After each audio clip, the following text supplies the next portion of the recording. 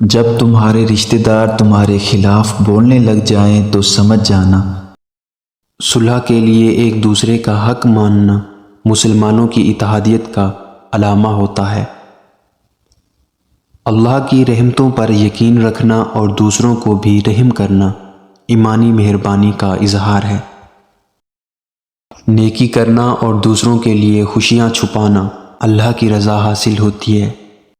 نیک نیتی سے دوسروں کی مدد کرنا اللہ کی قربانی میں شامل ہونے کا ذریعہ ہے۔ علم حاصل کرنا اور دوسروں کو سکھانا ہر مسلمان پر فرض ہے۔ پرہیزگاری اور ایمانداری اللہ کی قربانی کے لیے مستعد ہونے کا ثبوت ہے۔ معاشرت میں اچھا مروجہ کرنا اللہ کی رضا حاصل کرنے کا ذریعہ ہے۔ عقل مندی اور حلم ایمانی اخلاقیں مضبوط بناتی ہیں۔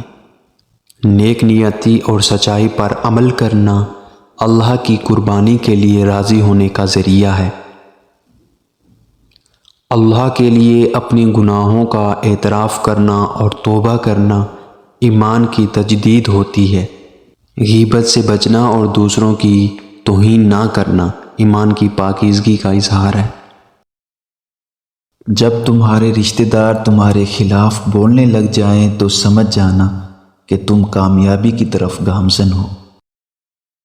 اللہ کے لیے ہر مشکلات میں صبر کرنا اور شکر گزار رہنا ایمانی حکمت کا نمائندہ ہے۔ نیکی کرنا اور دوسروں کا بھلا چاہنا اللہ کی محبت میں اضافہ کرتا ہے۔ قرآن کو ہدایت کے ساتھ پڑھنا اور عمل کرنا ایمان کا راستہ دکھاتا ہے۔